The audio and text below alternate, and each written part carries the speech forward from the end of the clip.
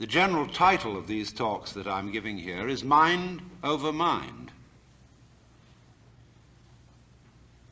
And I'm going into all the various problems which have to do with the control of the mind. And so I might introduce what I'm going to say by saying it from different points of view. For example, if you're interested in communications, it will be the problem of feedback. Or if I may put it in theological terms, how does man follow the will of God if the will of man is perverse?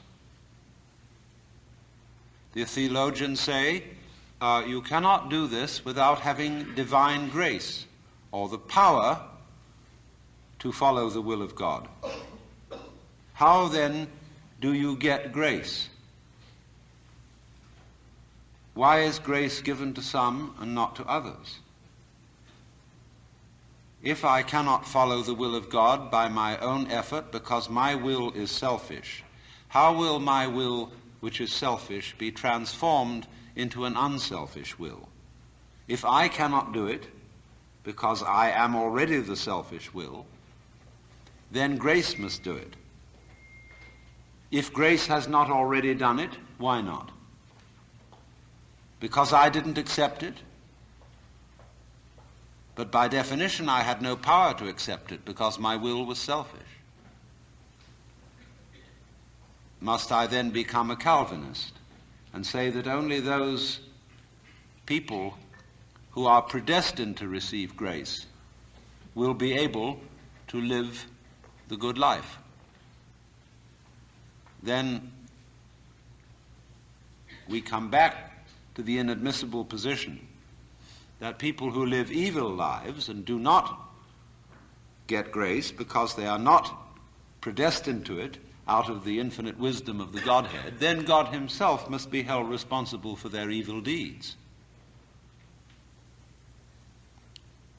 And so that is a nice little tangle.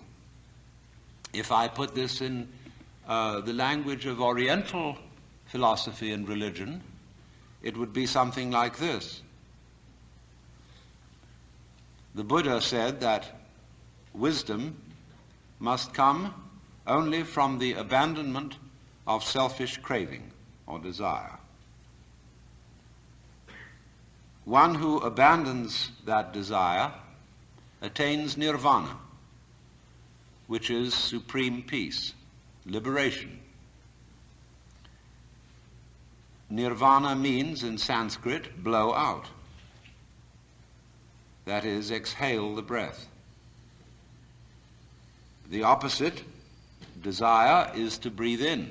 Now if you breathe in and hold it, you lose your breath. But if you breathe out, it comes back to you. So the principle here is, if you want life, don't cling to it. Let go. But the problem is, if I desire not to desire, is that not already desire? How can I desire not to desire? How can I surrender myself when myself is precisely an urge to hold on, to cling to life, to continue to survive? I can see rationally that by clinging to myself I may strangle myself. I may be like a person who has a bad habit, as a result of which he is committing suicide. And he knows that, but can't give it up, because the means of death are so sweet. So it all comes down to this basic question, that human beings have for a long, long time been concerned about transforming their minds. Is there any way in which one's mind can be transformed? Or is it simply a process which is nothing more than a vicious circle? I could ask, why have you come here this afternoon? What were you looking for? Would it be too presumptuous of me to say that you were looking for help? That you hoped you would hear somebody who had something to say that would be of help and relevance to you as members of a world which is running into the most intense difficulty. A world beset by a complex of problems, any one of which would be bad enough. But when you add together all the great political, social, and ecological problems with which we are faced, they are appalling. And one naturally says, the reason why we are in such a mess is not simply that we have wrong systems for doing things, whether they be technological, political, or religious, but we have the wrong people. The systems may be all right, but they are in the wrong hands because we are all, in various ways, self-seeking, lacking in wisdom, lacking in courage, afraid of death, afraid of pain, unwilling really to cooperate with others, unwilling to be open to others. And we all think that's too bad. It's me that's wrong. And if only I could be the right person. Is this man going to tell me something that will help me to change myself so that I will be a more creative and cooperative member of the human race? I would like to improve. So in so many people's minds and from so many different angles, there is this urgent feeling that I must improve me. And this is critically important because it's obvious that, at least it's superficially obvious, that the way things are, we are going to hell fast.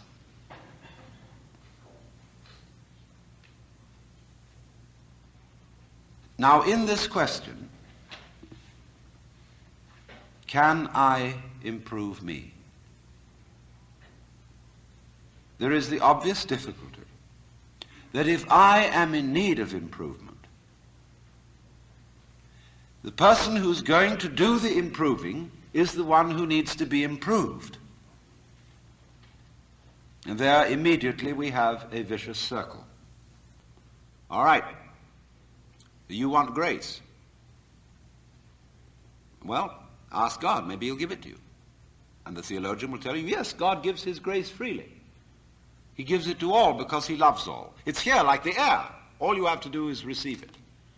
Or a more orthodox, a Catholic Christian would say, all you have to do is to be baptized, to take the holy sacrament of the altar, the bread and wine, the body and blood of Christ, and there is the grace right there. And it's given by these simple physical means so that it's very easily and readily available. Well, a lot of people got baptized, and it doesn't always take. People fall from grace. Why do they? You see, we're just talking about the same old problem, but we've put it a step up. But it's the same problem. How can I improve myself? Was the first problem. The second problem is, how can I accept grace? They're both the same problem. Because you've got to make a move which will put yourself out of your own control into the control of a better. If you don't believe in the Christian kind of a God, you can believe in the Hindu kind of a God, who is your inner self. You see, you've got a lower self, which you can call your ego. That's that little scoundrelous fellow that's always out for me. But behind the ego, there is the Atman, the inner self, the inward light, as Quakers would call it, the real self, the spirit, which is substantially identical with God.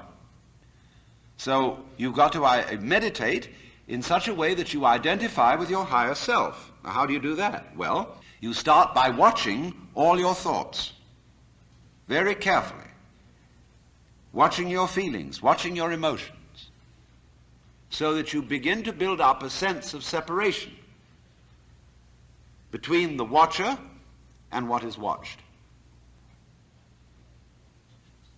so that you are, as it were, no longer carried away by your own stream of consciousness. You remain the witness, impassively, impartially, suspending judgment and watching it all go on.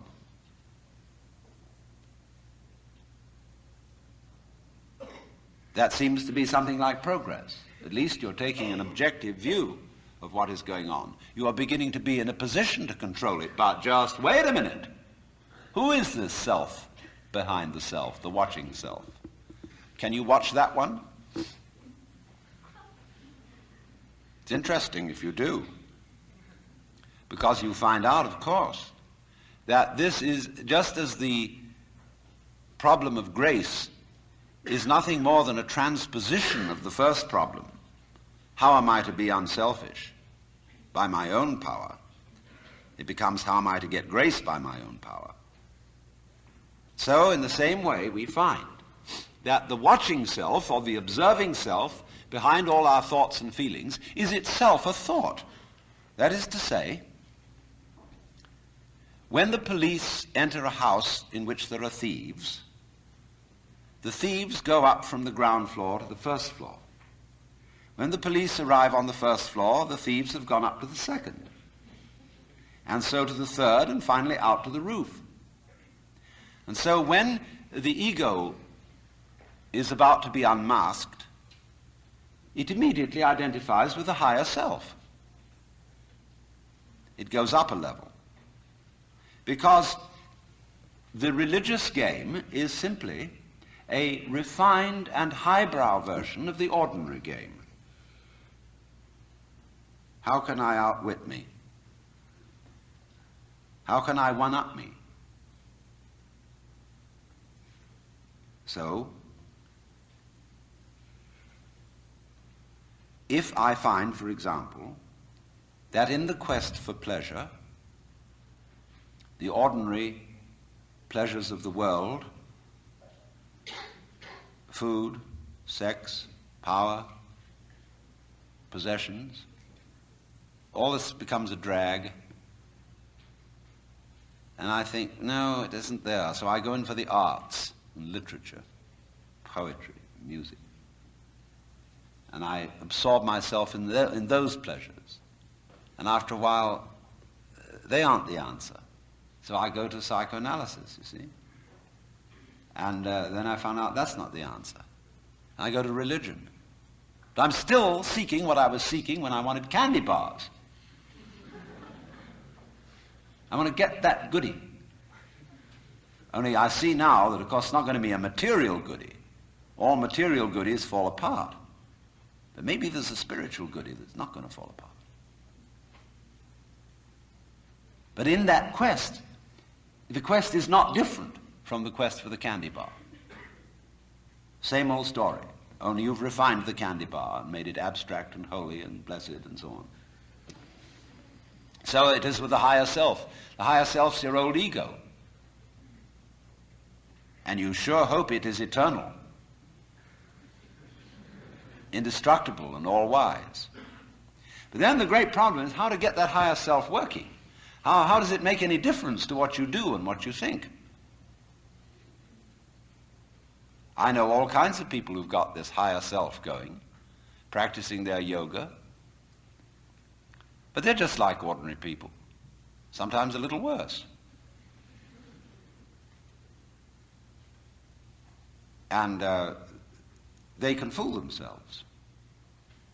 They can say, for example, well, my point of view in religion is very liberal. I believe that all religions have divine revelation in them, but I don't understand the way you people fight about it. You fight and say that we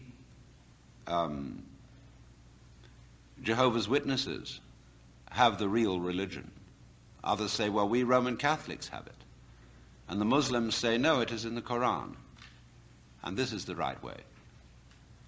And somebody else gets up, and he may be a rather highbrow Catholic, and say, well, God has given the Spirit through all the traditions, but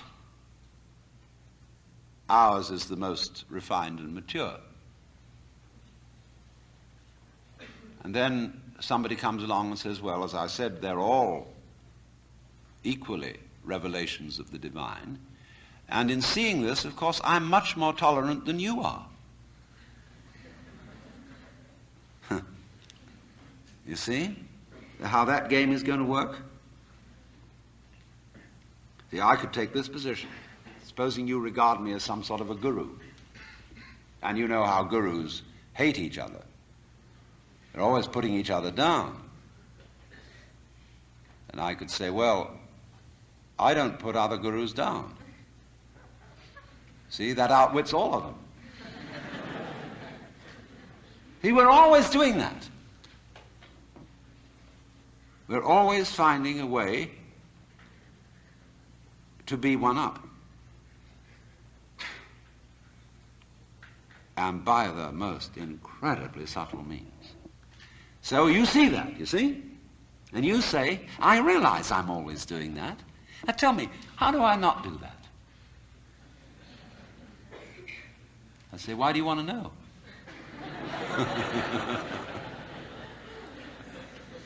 Well, I'd be better that way. Yeah, but why do you want to be better?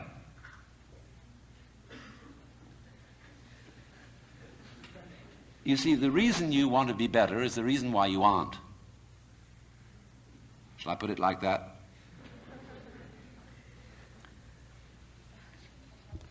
We aren't better because we want to be. Because the road to hell is paved with good intentions. Because all the do-gooders in the world, whether they're doing good for others or doing it for themselves, are troublemakers. On the basis of, kindly let me help you or you'll drown, said the monkey, putting the fish safely up a tree.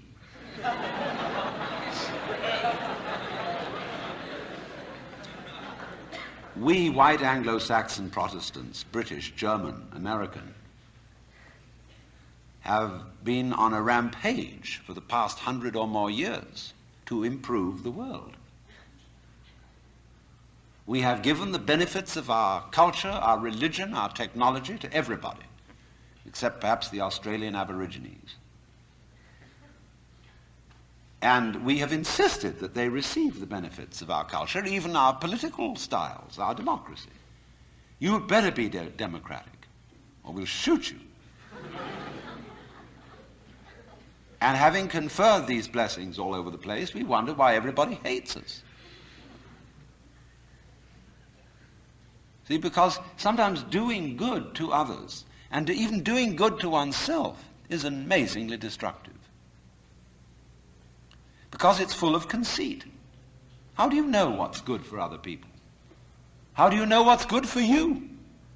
If you say you want to improve, then you ought to know what's good for you. But obviously you don't. Because if you did, you would be improved. So we don't know. It's like the problem of geneticists, which they face today. I went to a meeting of geneticists not so long ago where they gathered in a group of philosophers and theologians and said, now look here, we need help. We now are on the verge of figuring out how to breed any kind of human character we would want to have. We can give you saints, philosophers, scientists, great politicians, anything you want. Just tell us, what kind of human beings ought we to breed?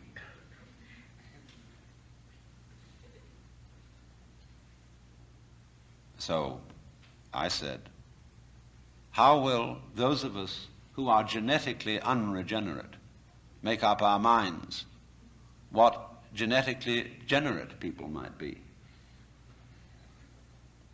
Because I'm afraid very much that our selection of virtues may not work. It may be like, for example, this new kind of high-yield grain which is made, and which is becoming ecologically destructive. When we interfere with the processes of nature and breed efficient plants and efficient animals, there's always some way in which we have to pay for it. And I can well see that eugenically produced human beings might be dreadful. We could have a plague of virtuous people. Do you realize that? Any animal considered in itself is virtuous. It does its thing, but in crowds they're awful. Like a crowd of ants or locusts on the rampage. They're all perfectly good animals, but there's just too much. I could imagine a perfectly pestiferous mass of 1 million saints. So I said to these people, look, there's the only thing you can do. Just be sure that a vast variety of human beings is maintained. Don't please breed us down to a few excellent types. Excellent for what? We never know how circumstances are going to change and how our need for different kinds of people changes.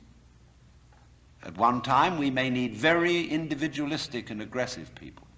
At another time, we may need very cooperative, team-working people.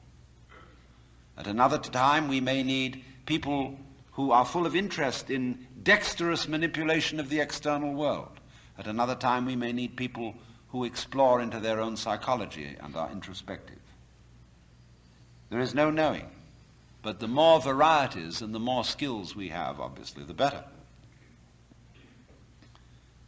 So you see, here again, the problem comes out in genetics.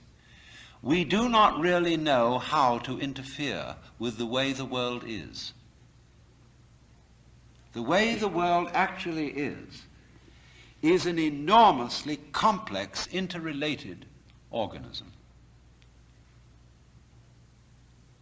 The same problem arises in medicine because the body is a very complexly interrelated organism. And if you look at the body in a superficial way, you may see there's something wrong with it. Here's chickenpox. And there's spots that itch that come out all over the place. Well, you might say, well, spots are there, cut them off.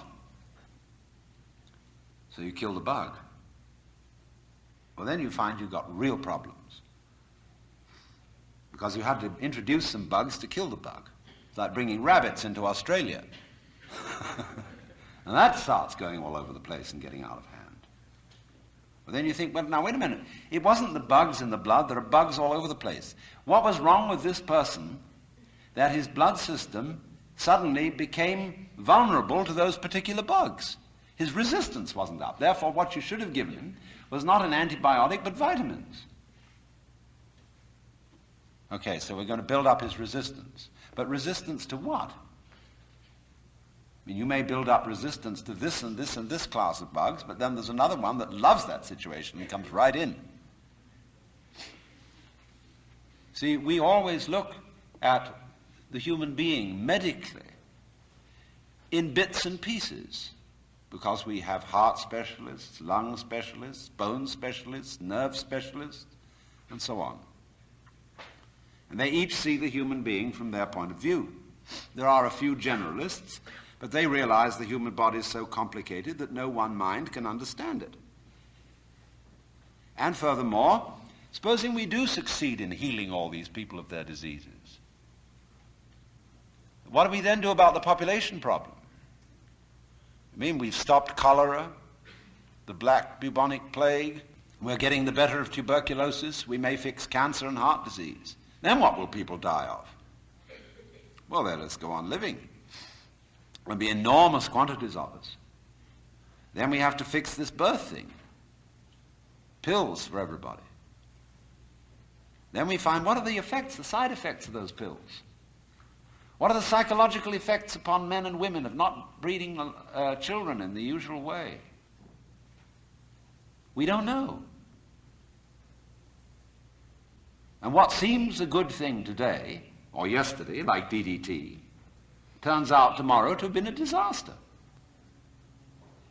What seemed, in the moral and spiritual sphere too, like great virtues in times past, are easily seen today as hideous evils. Let's take, for example, the Inquisition. In its own day, among Catholics, the Holy Inquisition was regarded as we today regard the practice of psychiatry. You see, you feel that in curing a person of cancer, almost anything is justified. The most complex operations, the most weird surgery, people suspended for days and days on the end of tubes with X-ray penetration, burning, or people undergoing shock treatment, people locked in the colorless, monotonous corridors of mental institutions.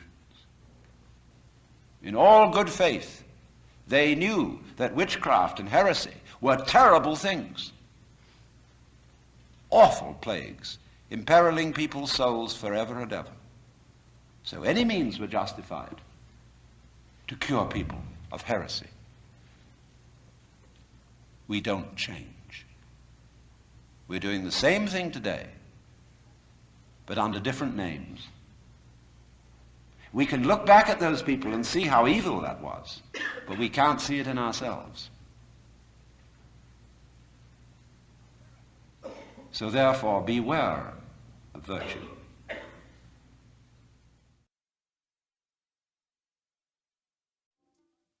Lao Tzu, the Chinese philosopher, said, "The highest virtue is not virtue, and therefore really is virtue. But inferior virtue cannot let go of being virtuous, and therefore is not virtue." Translated in more of a periphrastic way, the highest virtue is not conscious of itself as virtue, and therefore really is virtue. Lower virtue is so self-conscious that it's not virtue. In other words, when you breathe, you don't congratulate yourself on being virtuous. But breathing is a great virtue. It's living.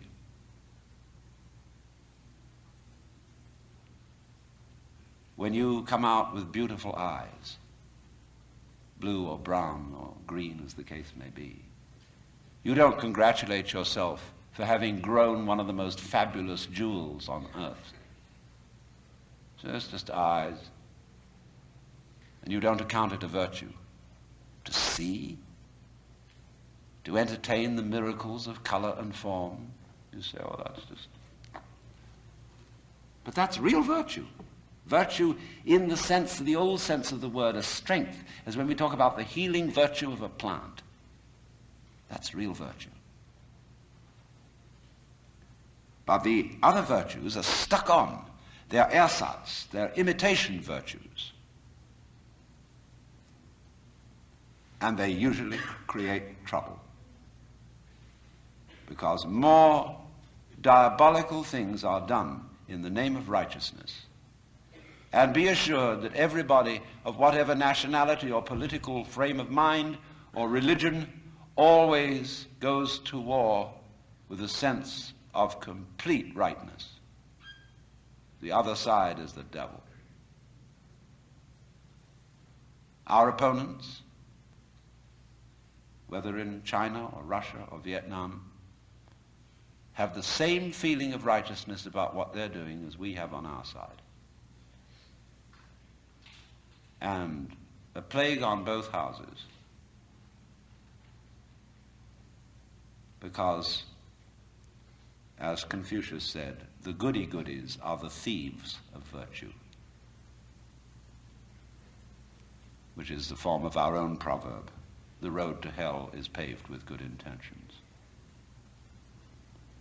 So, in a way, the moral, or the immoral, of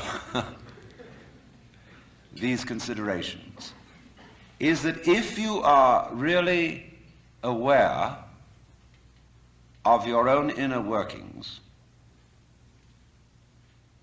you will realize there's nothing you can do to improve yourself. because you don't know what better is, in any case. And you, who will do the improving, are the one who needs to be improved. And this also goes for society. We can change society. We can get enormous enthusiasm going out of the idea that there is a revolution afoot and that this revolution is going to set everything to right. Do you know a revolution that ever set anything to right? Whether the revolution came from the left wing or from the right wing? The best forms of government that have ever existed in the world are those which muddled through, where they didn't have any very clear setup of control, but they muddled along. A kind of what I'll call controlled anarchy seems to work out better than anything else. When we have a great system and great power to put it into effect, there is always more violence, more bloodshed, more trouble. It makes no difference whether it be Chairman Mao or Adolf Hitler.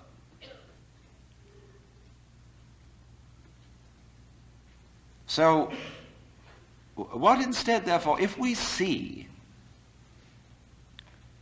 that you can't outwit yourself, you can't be, shall I say, unself-conscious on purpose. You can't be designedly spontaneous. And you cannot be genuinely loving by intending to love. Either you love someone or you don't. If you pretend to love a person, you deceive them and build up reasons for resentment. So you say, well, I ought to be honest. That's the beginning of, so many lies you can't imagine. It's like when I hear a lot said about love, the big love thing on the way. Everybody's got to love everybody. Everybody sings songs about love. Do you know what I do? I buy a gun and bar my door, because I know there's a storm of hypocrisy brewing. So let's look at this thing from another point of view, which you will at first think highly depressing. Let's supposing we can't do anything to change ourselves. Suppose we're stuck with it. Now that is the worst thing an American audience can hear. There's no way of improving yourself, because every kind of culture in this country is dedicated to self-improvement. Just take jogging, that deplorable practice. It's a very nice thing to run and to go dancing across the hills at a fast speed. But these joggers are shaking their bones and rattling their brains, running on their heels. And because there's a grimness about it, it's determinately good for you. See? Why do you go to school?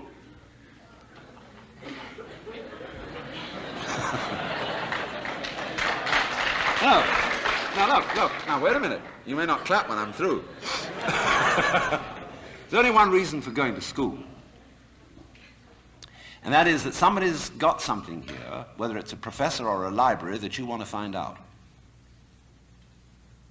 That you are incredibly interested in how to write Chinese characters or how to understand botany. And you would like to know. You're just interested in flowers. And you would like to find out everything there is to be known about them. That's the point of coming here. Or you might like to know how to practice yoga. There are courses now being offered at UCLA on Kundalini Yoga for credit. Pretty funny when I think back 10 years.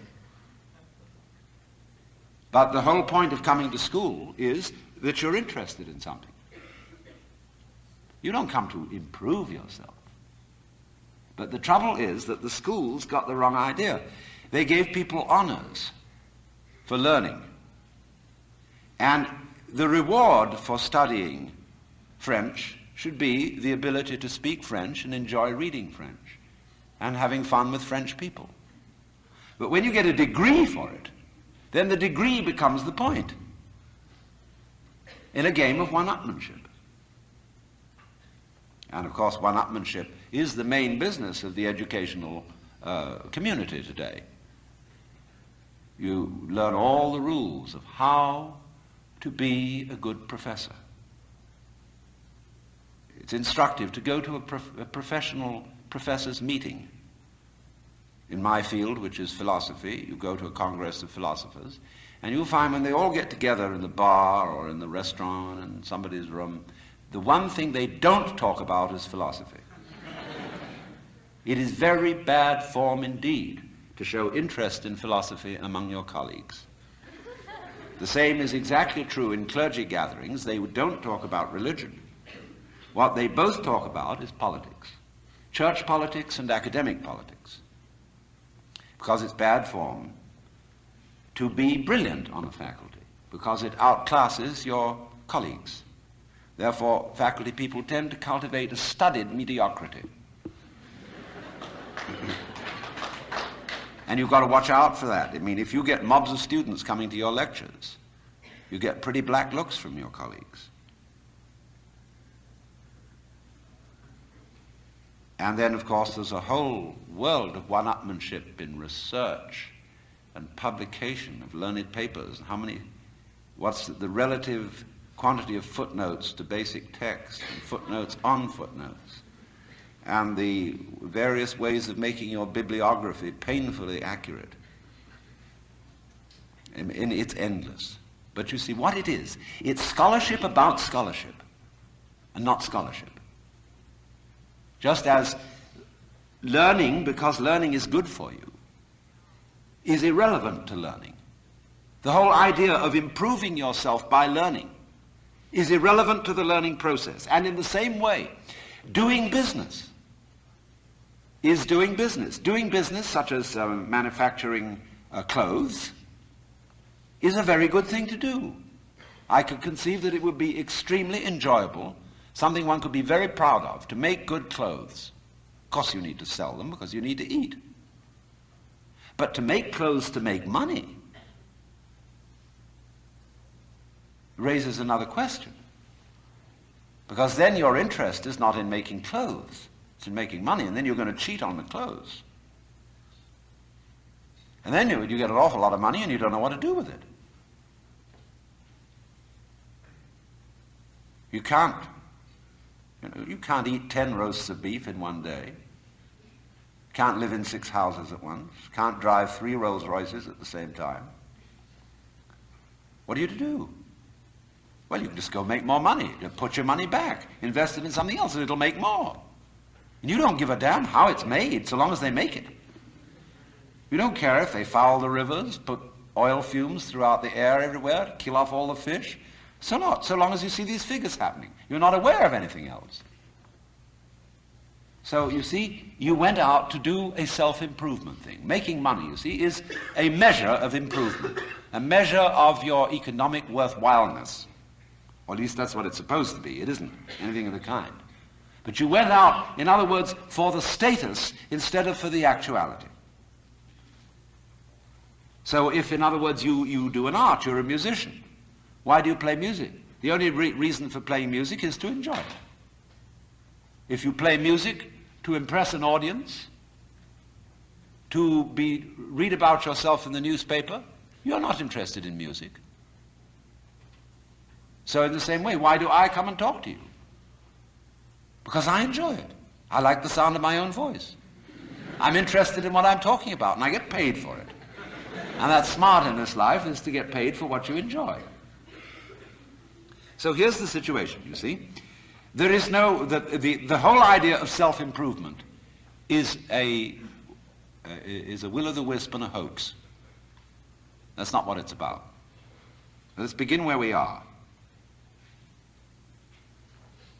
What happens if you know beyond any shadow of doubt that there is nothing you can do to be better?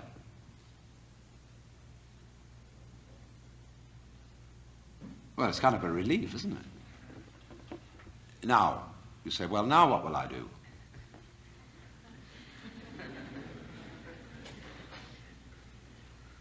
See, there's a little fidget comes up. Because we're so used to making things better, leave the world a better place than when you found it, sort of thing. I want to be of service to other people, and all these dreadfully hazy ideas. And so we think there's that little itch still. But supposing instead of that, seeing that there isn't really anything we can do to improve ourselves or to improve the world, if we realize that that is so, it gives us a breather in the course of which we may simply watch what is going on. Watch what happens. Nobody ever does this, you know. And therefore, it sounds terribly simple. It sounds so simple that it looks as if it isn't worth doing. But you ever just watched? Watch what's happening, and watch what you are doing by way of reaction to it. Just watch it happen. And don't be in a hurry to think you know what it is. In other words, people look at say, oh, that's the external world. Oh, how do you know? The whole thing, from a neurological point of view, is a happening in your head. That you think there is something outside the skull is a notion in your nervous system. There may or may not be, but it's a notion in your nervous system. You think this is the material world. Well, that's somebody's philosophical idea. Or maybe you think it's spiritual. That too is somebody's philosophical idea. This real world is not spiritual. It is not material. The real world is simply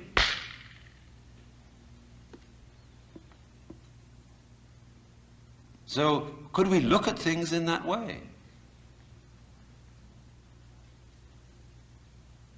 Without, as it were, fixing labels and names and gradations and judgments on everything, but watch what happens.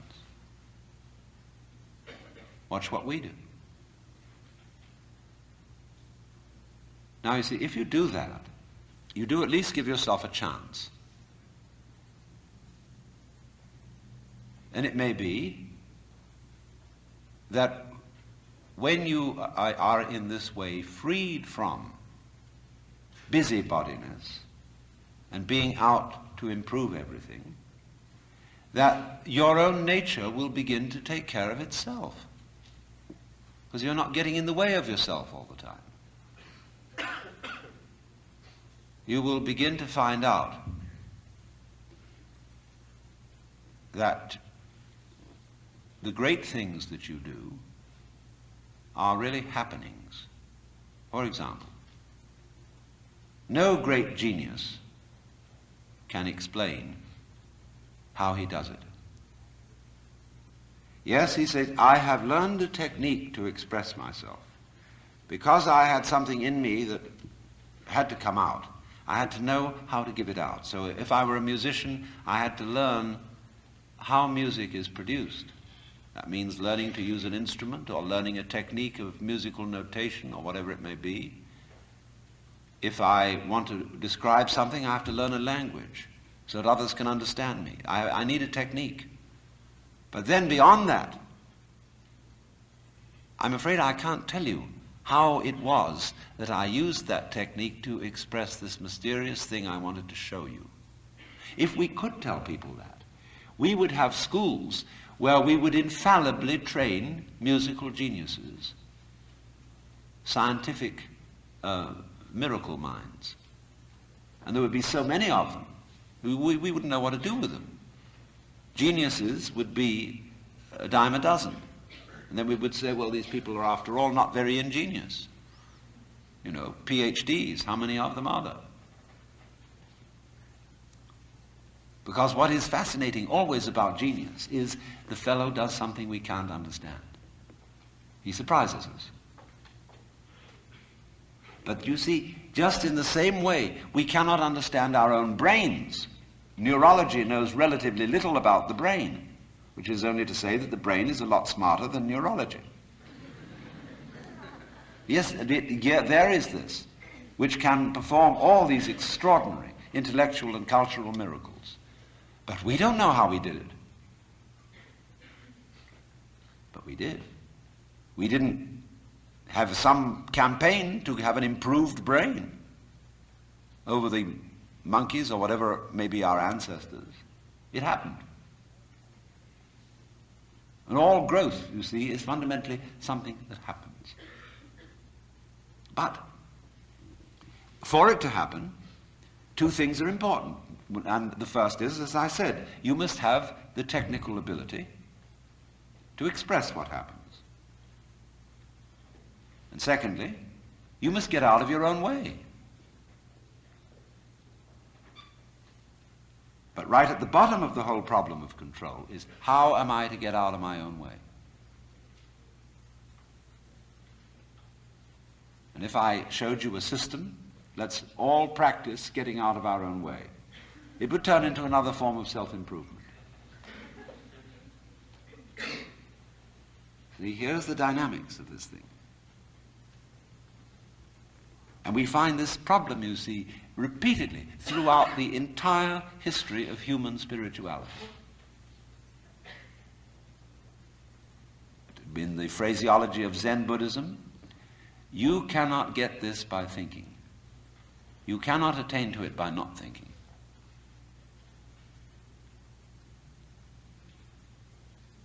It is only, you see, as getting out of your own way ceases to be a matter of choice, when you see that there's nothing else for you to do, when you see, in other words, that doing something about your situation is not going to help you, when you see equally that trying not to do anything about it is not going to help you, where are you? Where do you stand? You're nonplussed.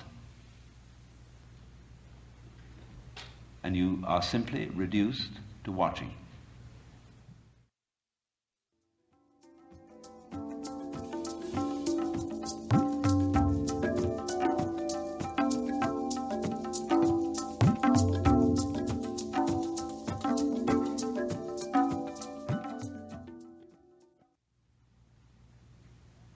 Now you may say, I need some help in this process, and therefore I am going to find someone else to help me.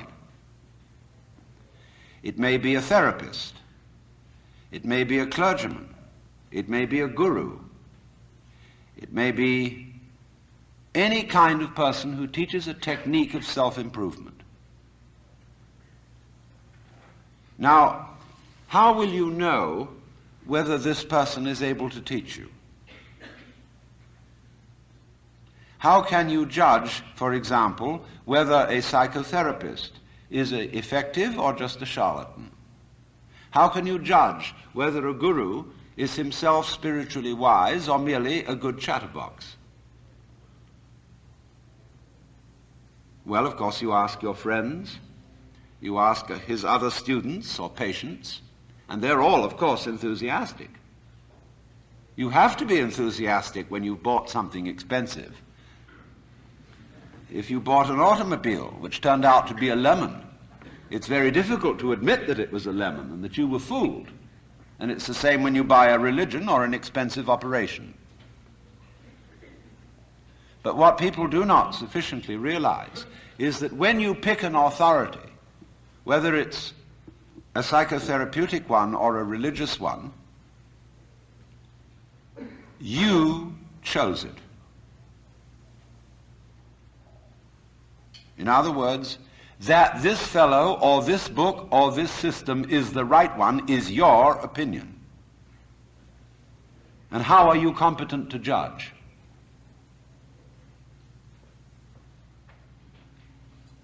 After all, if you're saying to this other person or other source, I think you are the authority, that's your opinion. So you cannot really judge whether an authority is a sound authority unless you yourself are a sound authority. Otherwise you may just be being fooled. You may say, for example, I believe that the Bible is the Word of God. All right, that's your opinion. I know the Bible says it's the Word of God, but it's your opinion that the Bible is not lying. The church says the Bible is the Word of God, but it's your opinion that the church is right. You cannot escape from that situation. It's your opinion. So you see, when you select an authority who will help you to improve yourself, it's like hiring the police out of your tax money and putting them in charge of seeing that you obey the law. I mean, can't you take care of yourselves? I mean, is this the land of the free and the home of the brave, or isn't it? But you see, nobody seems to want to be in charge of themselves because they feel they can't do it. As St. Paul said, to will is present with me, but how to do good I find not. For the good that I would, I do not, and the evil that I would not, that I do. So, there at once, we are in difficulty. Because trying to improve yourself is like trying to lift yourself up into the air by tugging at your own bootstraps. And it can't be done. Now, there are all sorts of ways in which religious people try to explain that it can be done. I referred already to the grace of God. They say, no, you can't do the job yourself, because the improving you is the one that needs to be improved. Therefore, you have to say, God, help me. Now, of course, that God exists is your opinion. That God will answer your prayer is your opinion. And your idea of God is your idea of God. If you bought somebody else's script, you bought it. Maybe your mother and father talked to you about God in a very impressive way. But basically, you bought their idea. And if you're a father yourself, I'm a grandfather now, I've got 5 grandchildren. And I know I'm as stupid as my own grandfather must have been. You know, I am one. I sit there in the position which they look at, think, oh, wowee, that's an important man. I know that, so I'm just like anyone else. So, I hope my children are not believing things on my authority, because it's always their authority. If I look impressive and make big noises at them, they've just been taken in.